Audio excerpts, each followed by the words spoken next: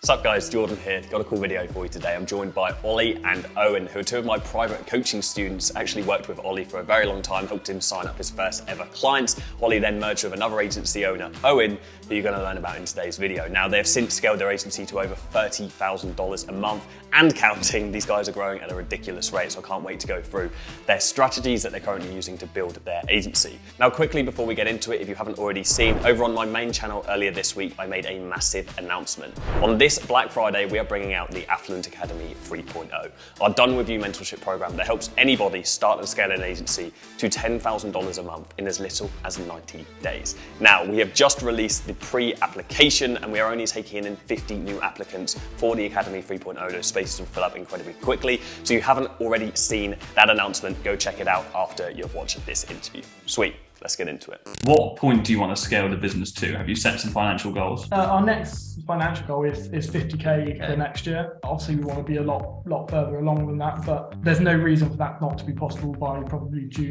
So how did you guys figure out who does what in the company? It's a good question. Yeah. We both love all elements of it. So we're trying to find what fits with us a bit better. So it's almost trialing it a little bit. What would you say to someone who's at the start and is thinking whether or not this is right for them?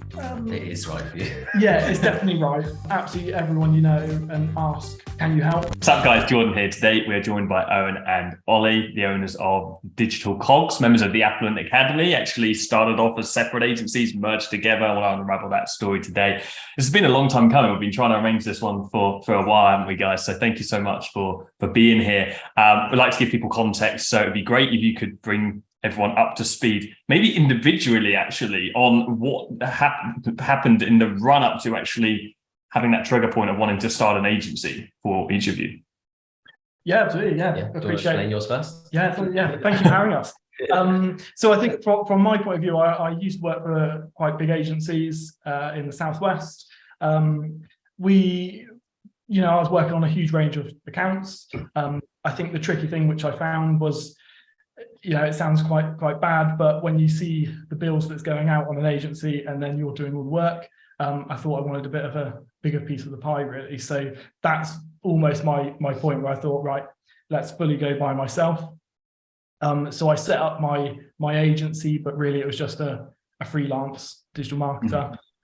Picked up a few clients here and there, and just was happy with a bit of money. So I didn't have any drive to push it. I was stagnant, really. Didn't get any new clients, didn't want to push it.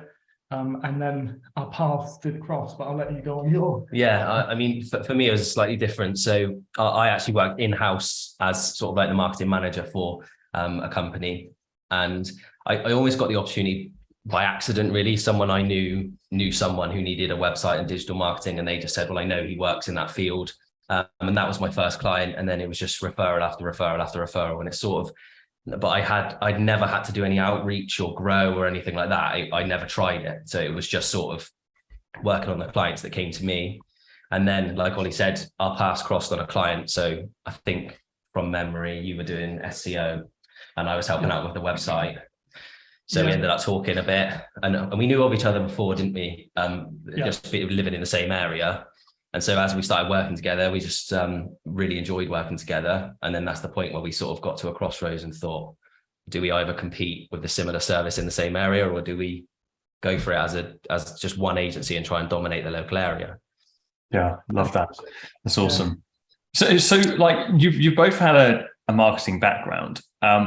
How did you put yourselves out there as kind of individuals when you first started out? Because of course you both had referrals and you had kind of almost clients like coming to you. So how did you position yourself from someone who was working in marketing to actually being an agency owner?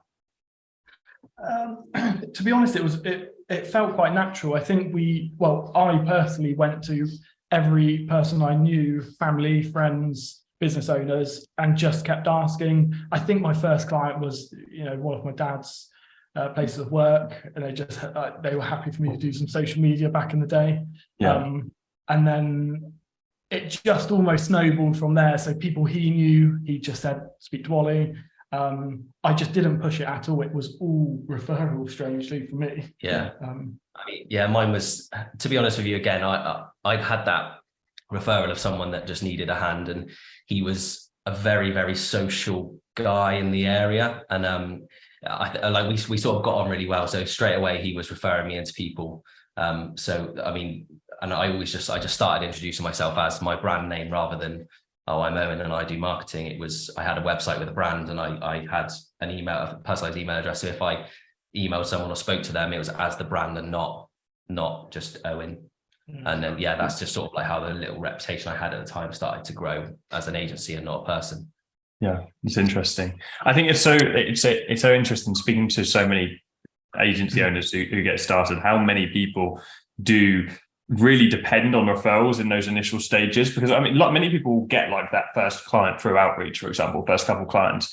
But when you start local, you have the ability to get referrals to other companies so much easier. If you sign up like an international client, you're not likely to get referred to other people in that vicinity because they don't have that connection with you, as if it's like, oh yeah, you should speak to Ollie, like he lives down the road, you know, like there's so much easier to make that referral, which is why, I mean, I've said before, like when I signed up, it was my first and my fourth client that really gave me the most referrals, but they were both local businesses as everyone was, and I built great relationships with them. And then they just kind of had one of those clients actually dragged me along to a marketing event at the start. I was like, oh, come on, we're going to get you started. Let's go and do this. So you don't even need to be from like a marketing background to be able to get those kind of introductions. I think it's very easy for people to pass that off as, okay, well, these guys have come from marketing. Well, actually, it's really just building relationships regardless of what you're doing, isn't it? Yeah. I mean, nowadays in our current agency, we always say it's who you know rather than what you know, and that is it. Just building such a strong network's It's been massively helpful for us. Just being on really good terms with everyone we work for or work with, and then like they almost want to refer you. I feel like a lot of people, when you do good work for them, they almost get a little bit of a kickback themselves in terms of, well, I'm referring them in, so I'm the person in the know. So if you become someone that they want to refer, they will almost never stop doing it. Yeah, it's interesting. How so you two both merged, and we all merged for our own individual reasons. I'd love to know why you didn't just decide to just continue out growing your own agencies, and it made more sense for you to come together. Speaking from my side, when we spoke and we were working together, we were very similar. Really, it was almost a turning point when we met. We were very driven. We knew what we wanted to make and when we wanted to make it. And and being honest, I think we knew there was no driver or there was no driver behind it doing it alone. We were so almost connected with where we wanted to go, and we still are, that it was just a no-brainer, I think. From my point. No, I'd say it's exactly the same for me. Like I guess it's where we're from, sort of like in the Southwest, there's not many, it's not a very big digital scene where we are. So when we sort of spoke, and almost everything we said to each other was, we got to the point where we weren't working together at the time, but we were messaging like, oh, what about that? What if someone did this website? That would be brilliant. Or then they say, well, I had this idea a year ago, but I've never had anyone to bounce it off of. Like, what do you think? And then immediately we started just having that sort of like synergy when you're working with someone and you get on with them really well. So it just made sense. I think that for me, like talking to you about every idea we had, it made me more likely to pursue it and do it. Yeah. So that's why as soon as the opportunity came up, I just jumped at it, because I was like, this is going to go up. Well, I mean, in a horrible way, I'm the reason you left a full-time job. Yeah, basically. So definitely. In a horrible way, I'd say that's a gift. It's worked out so far. So yeah, still early doors. Love it. I love it. Because there's so many agencies. I notice it a lot in the agency space. There's so many people that do end up merging. And I think it's really because it is quite hard long term to stay motivated to just be either fulfilling services or doing sales. Like they're both pretty time-consuming tasks in themselves, and actually quite monotonous tasks as well. Like it's not exactly the most exciting business in the world. Like let's not pretend it is. And so if you're doing that alone and you're always depending on your own self-motivation, it's very, very hard to not get complacent over a period of time. And I know many people fall into trouble. I know I did before I merged with Joe, of like, okay, fine, you think you can sit pretty for a couple of months because you're earning a reasonable sum of money, and then you lose a couple of clients and you have to chase your ass for ages, and you only have to go through that cycle once or twice to not want to do that again. Well, that is it, like interesting you say that, because that's almost exactly what happened to me, wasn't it? So I was obviously, I have my pool of clients, and I had one client which was really sort of the big client that I had, and they, you know, without them it was a very, very small agency. And then I got a phone call and said, we're cutting all our costs and you're one of them. And, you know, within 30 seconds I'd lost a huge percent of the business, and you were the first person I rang because we were working together a little bit, and I was like, oh my God, I was like, I've just lost the biggest client. And then that's sort of when it was, I guess that was the push for me to go, well, I'm either going to work full-time for someone forever, or I'm going to have to actually throw the kitchen sink at getting as many clients as possible. So if I lose one, it doesn't matter too much. And that's, I guess, what was the motivator for me, the main one. It was strange though. It's like you said, Jordan, you just get complacent. I mean, we were on okay money in terms of around the area. Yeah. I mean, if we looked back at it now, you'd almost laugh, really. But, you would, yeah. But it was just so, you get so complacent. It's easy money. Like you said, you'll lose one or two, and then we're like, oh, okay, back on outreach. But it's very different nowadays. We're talking like that was many moons ago, but I mean, it was 6 months at the max. Can we give some context as to kind of what point you were at financially before you merged, and then where roughly you are now? So we had the very same income. So we were at 2,000 a month take home. Well, not take. That's after everything. Now we're at 20,000 a month as an agency within 6 months. That is the power of merging. It was a similar growth curve with me and Joe. Like we merged it. I mean, we were both at we merged at around 40k, I think, combined income. So it was, but our curve was 40k to 100k very, very quickly, which was interesting. Absolutely. Yeah, it's exciting. I mean, within 3 months we doubled, from the 2 each to sort of 8 overall, and then now within another 3 months we're at 20,000 a month. So and to be totally honest, our outgoings are very similar to what they were 6 months ago. We're real lean. We don't have much outgoing at all. We spoke to the accountant, didn't he? He said, what you're after? He said, what's your profit on that? And we were like, 90%. He was like, what? I think he was quite basically like, sell the business now. Like, no way, man, let's just go further than this. I think there's something to be said about when you're working with a business partner as well. It's like, business is a lonely place as it is, and when you're the business owner, even when you get team members, like you get that, you have other people you can speak to and you can share in it, but then you really have to be very careful at how far you can go with it. You can't have those late night chats over a couple glasses of wine when you're just really just going like full hog world takeover type conversation, and you're really throwing around just wild ideas and talking very selfishly about the success of the company and where you want it to go and so on. And you really can't do that with anyone apart from a business partner, because even when you start doing it with other friends you have in business, like they still want to talk about their shit, so like you're having this conversation and it's like, oh, wait for my turn, oh, this is what's happening in my world. But when you have a business partner, there's some really magical like connections that you can build, like, and I think it's a very primal thing, and I think there's a lot to be said about that. 100% agree. We could message each other on a Sunday at 11 p.m. and we're almost excited to see a message. Great idea. Let's talk about it. But it is almost like I said. Otherwise, if we were by ourselves, there would be no one to bounce that off at all. I think that was like when I worked, like you said, like working on your own. Because I worked full time and I was doing things in the evening as well. So working for like my private clients that I had, so they were really late nights.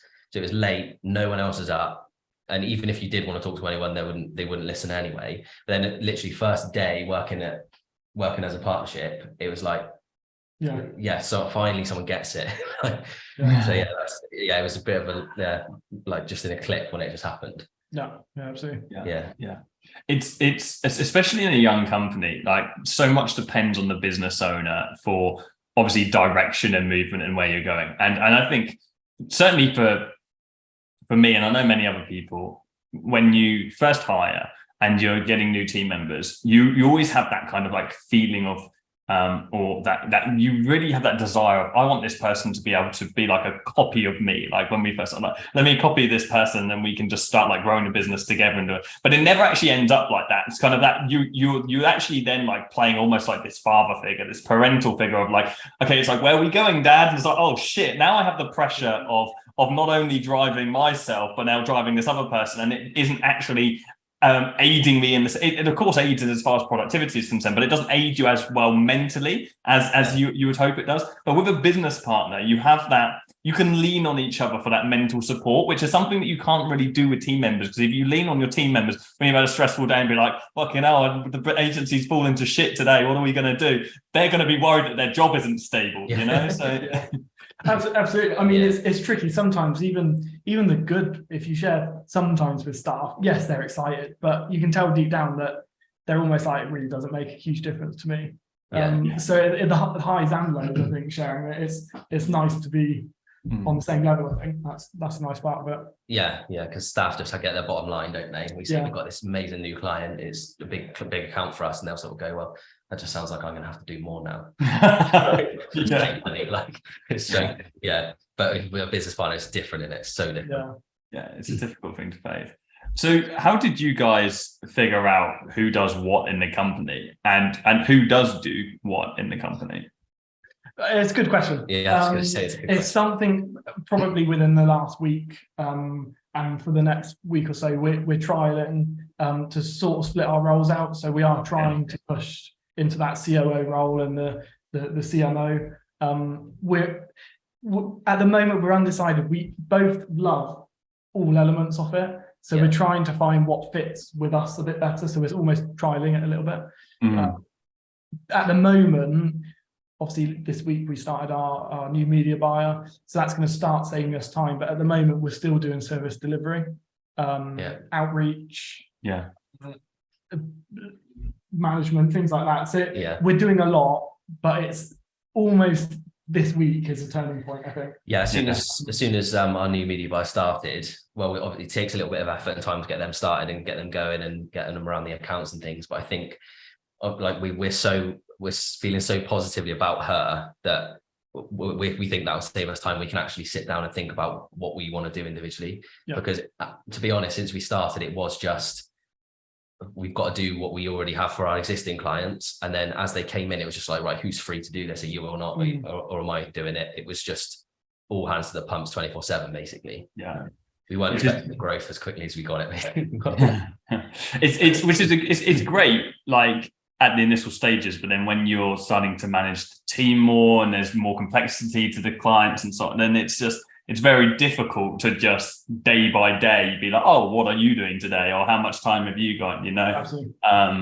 That's why I think it's always worked quite nicely with myself and Joe, being like, Joe's always ran the operations and I've been on the business development side. And that's always worked very, very nicely. But I can imagine I don't think it's just, so some people clearly like yourselves, you have a very similar mentality when it comes to business. Me and Joe do have similar mentalities, but we do things in a different way. So if we were both doing sales and both doing service delivery, it would be in two different styles and it just really wouldn't work.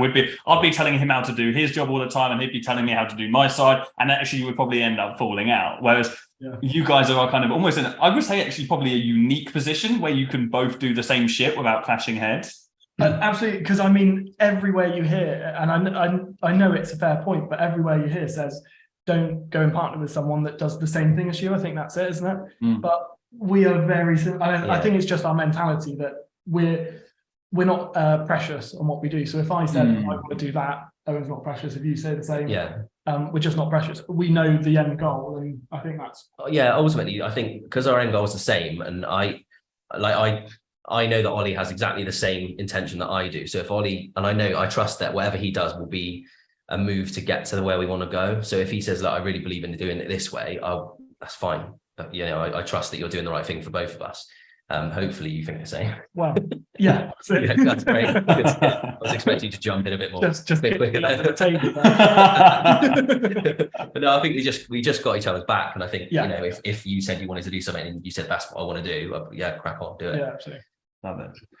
So talk us through from merging to scaling outside 20K. That's a lot of growth in 6 months. So what does your acquisition process look like? How are you getting those new clients? And yeah. So we absolutely went to town on email outreach. We obviously were focusing a lot on the scripts. Early days, which has changed very recently, but early days we were spending a lot of time on personalization. So instead of just a sentence here and there, it was a couple sentences, really bespoke. I think we even had someone email saying they received 5 or 10 emails a day, and they said, but we want to speak to you after that. I mean, to the point where I think we reached out to pet brands, and it was saying like, oh, I recently got a puppy and things like that, and just starting a conversation. Completely showed we were real people. And to be totally honest, I think that is our secret to success, really. I'd agree with that completely. Just email outreach, but very personalized. But obviously when we were trying to get to, I say this stage, but we want to keep going. We're now scaling the personalization down a little bit more because our results speak for themselves.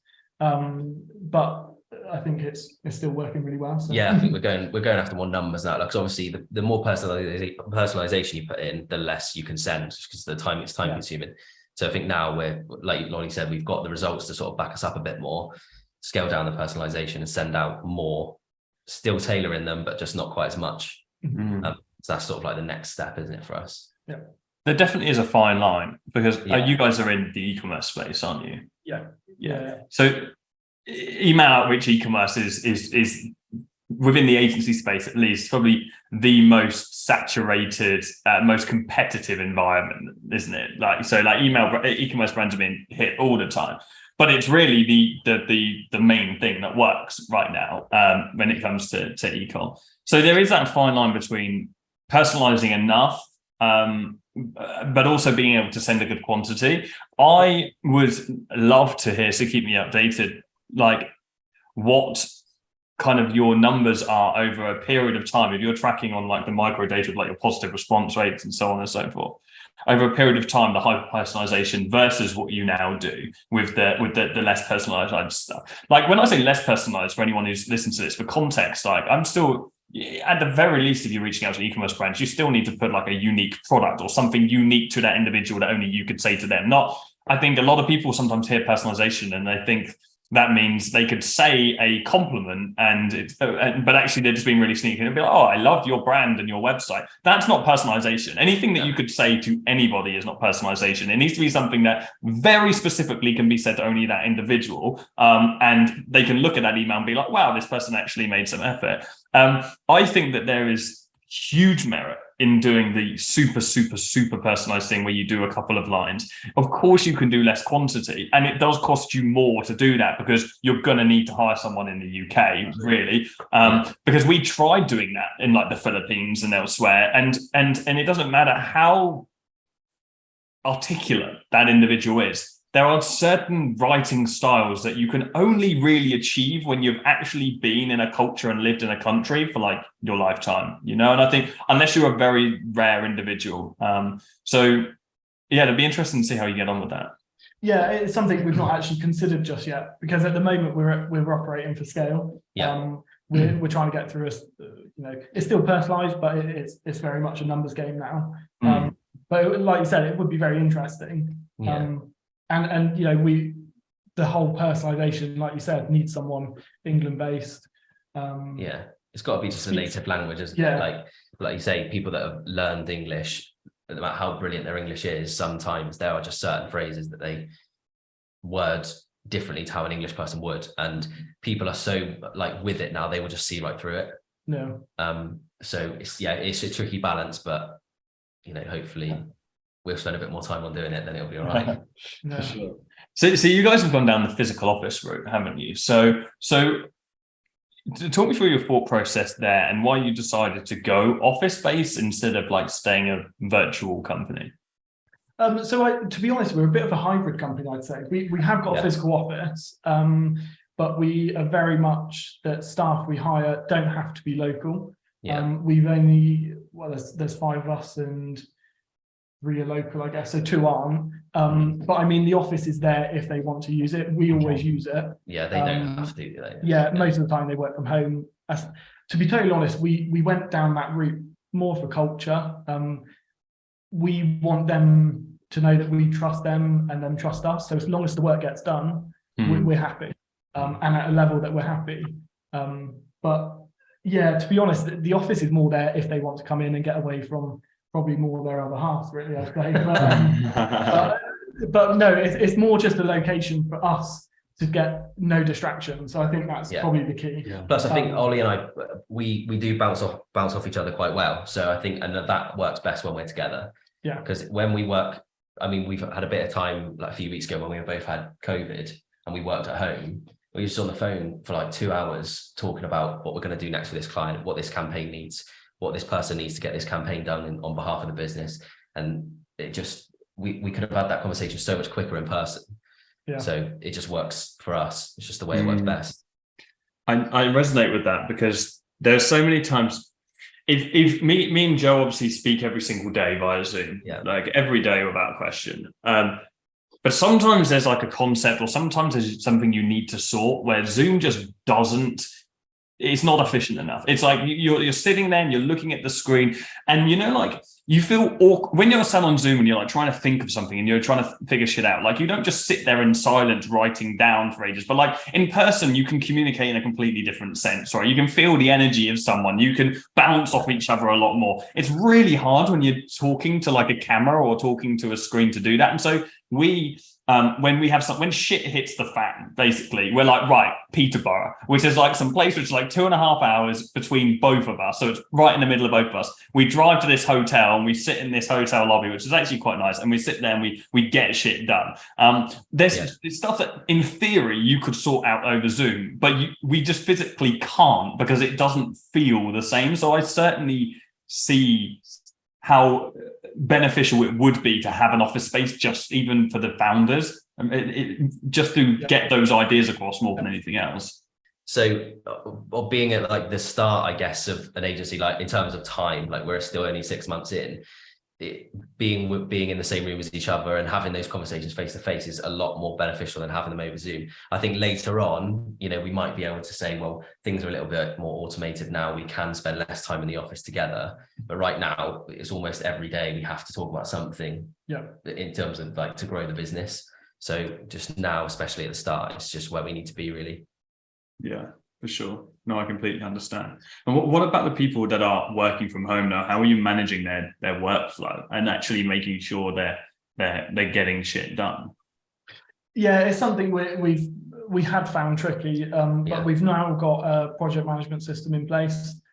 We touch base with everyone on a Monday morning and a Friday morning normally to finish off the week. Local guys come out for a Costa every week. Just to have a chat. To be honest, it used to be to talk about business. It turns out just a catch up, which I think helps a bit of a team building side of things. But yeah, project management system and Zooms a lot of the time. We use Slack, WhatsApp, but we just try and which I think we're both good at. We try and allow staff, which obviously they're happy to, but message us whenever they want, any questions, anything. We're slowly starting to allow them to take it in charge of accounts because at the moment it seems we're the bottlenecks, so we're trying to sort that out a little bit, so they'll be able to take management of accounts and deal with accounts and take full ownership really. I think that's probably how they're going to take it to the next level really. Ownership. Awesome. It's a fine line, isn't it, between over managing someone and just letting them get on with it.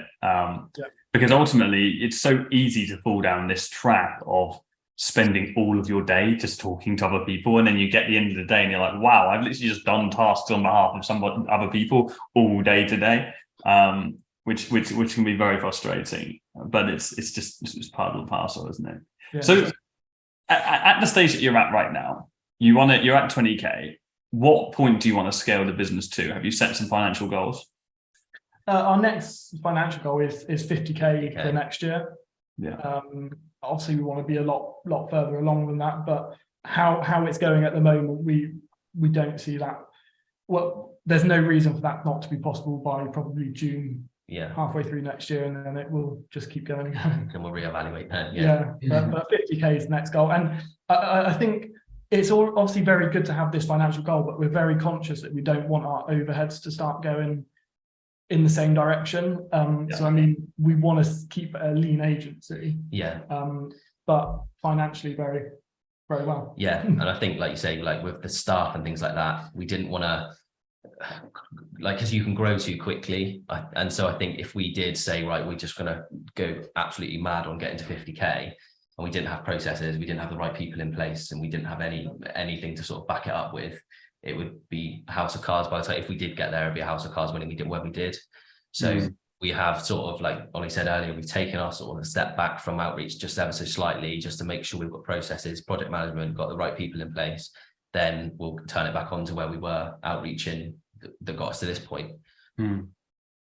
So why 50k, and why hopefully a lot further than that? Why scale the business at all? Like, what are your motivators behind growing and getting more finances? Ollie's is Lamborghinis. Lamborghinis. No. Is it actually a Lambo? Yeah, that's it. No, to be honest, we're confident that we have the same aims. Yeah. And we spoke about selling the company in years and years, but that's not right now. We want the freedom so we can take step backs, have time off, and know that the team and processes are in place that just keeps it growing and flowing. We want that freedom, but at the same time, financial gain from it, really. Yeah. So the 50k is that next mark that our take home becomes a lot healthier. Yeah. On another level again. So it sounds quite selfish saying that, but really we want to take a step back, have that freedom to go away when we want, work from wherever we want. Yeah. And financially be able to help others out. Really. Yeah, and I think the reason we sort of have decided on 50k is just because I think that's a very, very achievable target. I think if we set ourselves a target saying, right, we want to do 500,000 or we want to do 100 grand a month or whatever it is, I think that from where we are now is such a big leap that you might get to the point you want to and feel we didn't hit that. Realistically, 500,000's 50k. We will be there. I mean, in a month. A month. Okay. But yeah, so if we set those targets, you don't reach them. I don't know what it would do for morale. So if we set achievable targets, we hit them. The next target in 6 months, we hit that. Then you just keep them achievable, and then realistic. I think we'll be well on the way to something brilliant. Yeah, I mean, we're very proud of where we've got to already. I think, but to get to 50k within a year of operation, I think it's. I'll be so happy if we get to. Yeah. So some people watching this being like, wow, 50k, I couldn't even imagine having a business at that stage, and even wanting to just get to that 20k a month point. Maybe they've got a couple of clients right now. What would you say are the three most fundamental things in your mind that they need to take in mind or need to have within their agency to get to that 20k point? I'll go with one. Yeah. I think one is, it sounds very obvious, but there is a lot of hard work that needs to go into it. Don't expect an hour a night. I think to begin with, an hour a night will not cut it.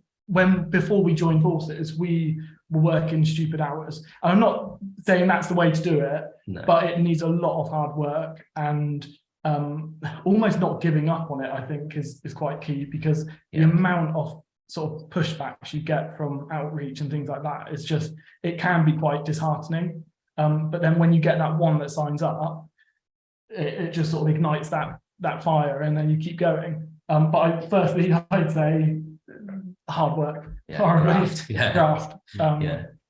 I don't know if you. I think one of the big. I'm just talking about, I guess, our strengths. I think one of the things I say you would have to have is the ability to talk to so many different type of people. you've got to be able to sort of adapt to the level that they're on. Because I mean, we work with so many different companies that we talk to them sort of how we're talking to you, like quite casual, quite laid back. And then there's others where you're speaking to directors of huge companies, and you've got to sort of be able to adapt the way you're talking to people, because the amount of outreach that you're going to have to do to get to this point, that the variety of people within that lead group is just huge. So just sort of have in the back of your mind, who am I talking to right now, and adapt the way that you're responding to them and talking to them literally at any point, whether it's email, WhatsApp, over the phone. You've got to have sort of a tone of voice with everyone. Yeah, that makes sense. And then I guess finally would be email outreach and personalization.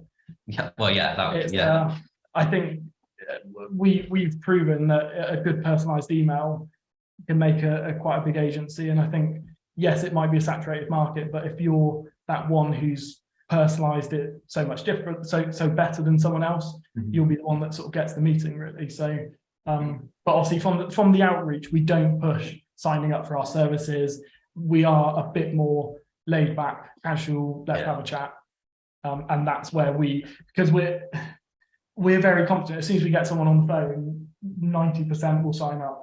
Because we like Owen just said, we connect with the person. We sort of can quite quickly gauge how to interact with them and work with them. So we very much sell the call. Yeah, we sell the initial conversation, and we don't push anything hard at any stage. And I guess one of the biggest things we do as well is that we're very helpful to the people that we speak to. So if they are talking to us about, if they say, yeah, I'll take the call, and they go, look, we've had this problem with ads, we'll say, let's just have a quick look, no pressure, we'll have a look, we'll let you know what we find.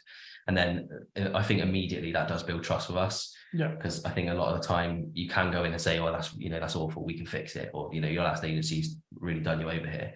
Immediately they go, they're just trying to get us as a client. Whereas if you say, look, there are problems here, not pointing any fingers, but we can help you if you want, then the response you get from that is so positive, generally speaking. Yeah. I agree. I think it's really important to understand how to pay conversation with people and understand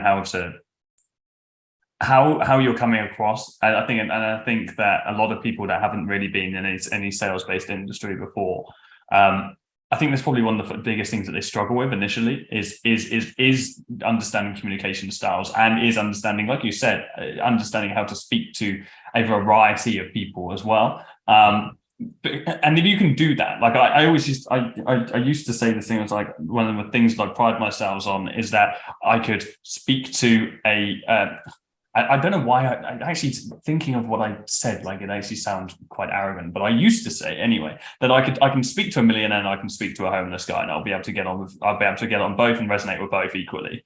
And that sounds weird, but what I mean by that is as a person, if you can adapt to individual people and you can understand how to communicate with a variety of people, then that is going to make you just successful in all areas of your life, not just in your business, but in friendships and relationships. And I think that's a really important skill that a lot of people need to learn, especially when they're getting into business, because I think it's very easy to go your whole life and presume that everybody is the same as you, or everybody fits the narrative that you want them to fit. And not until you have to speak to a variety of people, like you have to, because of in sales, because you can go your personal life just by avoiding the people that you don't gel with. But in sales, you can't. You're going to speak to a lot of people that you just don't understand. And you have to very quickly understand what makes them click, so you can tailor yourself to that. Yeah, absolutely. Yeah, the variety of clients we've got, and even just the people we speak to get work. It has opened our eyes. We're dealing with CEOs of ridiculous companies that we never thought we'd actually speak to. And like you said, we're talking to people that have just started up. We're not as much now, but started up, and we'll change how we communicate with them and the terminology and things like that. But I say we're quite good people. I'd say we're good people. Yeah, totally. But often the people you talk to are going to be from 1 minute to the next. So it's not, the mentality you've got to have is I've got to speak to this person in 10 minutes, but I've got to have this call with this person first who's completely different. Because a lot of the people we speak to are very, very successful people. They've got really successful businesses, but one will be, he might have a transport company or a haulage company or something like that, and he spent a lot of time on the ground. And then another client might be I sell luxury watches or something like that. And he spent a lot of time with completely different people. They're both equally successful and they're both equally nice people, but they just communicate in completely different ways. Yeah, it's so important to understand. So what would you say to somebody who is just starting out in their agency, who's maybe signed a couple of clients or maybe hasn't yet, and is in that initial stage, which is really kind of hard to push through? What would you say to someone who's at the start and is thinking whether or not this is right for them? It is right for you. Yeah, it's definitely right. I think from starting fresh, speak to every friend and family, people, previous employees, previous employers, absolutely everyone and ask, can you help? I think if I look back now, I probably have built a better network locally first. But then really, I think as soon as you've got that and that security, it's then when you start pushing the outreach further afield, tackle UK and then go abroad, or wherever they're based. But local first, I think, is my recommendation, I'd say. I'd say as well, again, just from our point of view, if you can't go into business with someone like we have, get in a group or something with people who have a similar mentality to you, so you can, because otherwise it does sort of fizzle out. You do have all these ideas and all this motivation and all of that, and no one's responding to it. So it does sort of get to the point where you go, well, I'll just get a job and I'll just go watch the football on the weekend and do that. That's fine, great. If you want to do that, that's fine. But if you do want to do it, find people with a similar mentality to you, like how we found with joining the group as well, that everyone in that group has almost exactly the same mentality as ours in terms of ambition. So it does give you a kick, doesn't it? Yeah, absolutely. Yeah. Because obviously you guys joined the academy and you're also now members of our mastermind as well, Session.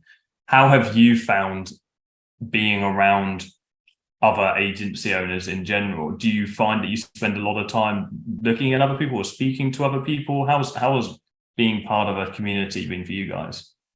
Yeah, I mean, it's really beneficial. We do speak to quite a few, but even if we don't, when you see comments, communication from the other guys, and you pick up on it, it's perfect, and you can just gauge. Everyone wants to get to a certain level, and I think that's it. Some people would look at it as, oh, they're my competitor, but it's not like that at all. There's enough business for absolutely everyone. But working with people and communicating with them sort of massively helps. I think one of the biggest things for me, I think it would be the same for you as well, is we're in the group, but we're 6 months old, and there are agencies in there that are ahead of us. So we're very fortunate to be where we are, because obviously we're watching people that have sort of like gone down the path we've gone down and done it very, very well. And I mean, we see them and we hear them speak, and we are, after the call and after we've read or whatever they put in the group, we are like, we got to get moving on this. Like, we want to get where they are. Like, so it does. We're always motivated, but it does just make you go, right, well, come on, let's pick it up now. Like, we were slacking on that in a bit, but it does give you a kick. I think ultimately, like, comparison is the devil, though, because it's so easy in your position to be like, oh wow, like, these guys are smashing it and they're doing X, Y, Z. But like, without naming names, like, we have a member of the mastermind that is making $300,000 a month, but has like 70 team members, and their profit, they would die for your profit margins. Like, they would kill for your profit margins, and the ability to scale up from your position with the knowledge that they have, but keeping the business lean, because it's so much harder to unravel a messy business than it is to scale a really clean company. So I think it's so easy to the grass is always greener, isn't it? And I think, but also on the flip side, like, there is so much to be learnt by people in polarizing positions, and like, the agency model is a very simple business model, but there are 1,000 different services and niches and business structures, and so people with business partners, people without them, and different team departments. So I think there's so much to be gained from being around other successful agencies. Absolutely. Yeah, I agree. And to stay in your lane, just to like stick with what you guys are doing, because you're obviously doing something incredibly well. And over the next 6 months, I can't wait to to see where that takes you. So if people want to follow the journey as well, if they want to check out you guys on socials, I'll put some links in the description if you send them to me. Where can people check you out? So I'd say we've probably slacked a bit on social, but we do. We've got plans, and we are trying to push now our Instagram. So it's at the Digital Cogs, and our website, thedigitalcogs.co.uk. But that's about it. I mean, like we said, we're a young company, but we've ultimately smashed it in 6 months. But we've just not had time to shout about it. Yeah, that's true. Love it. Guys, thank you so much. Pleasure to speak to you both as always. I hope you enjoyed this as well. Yeah, it's great. Thanks, John. Thanks for having us. Cool. Cheers. Cheers.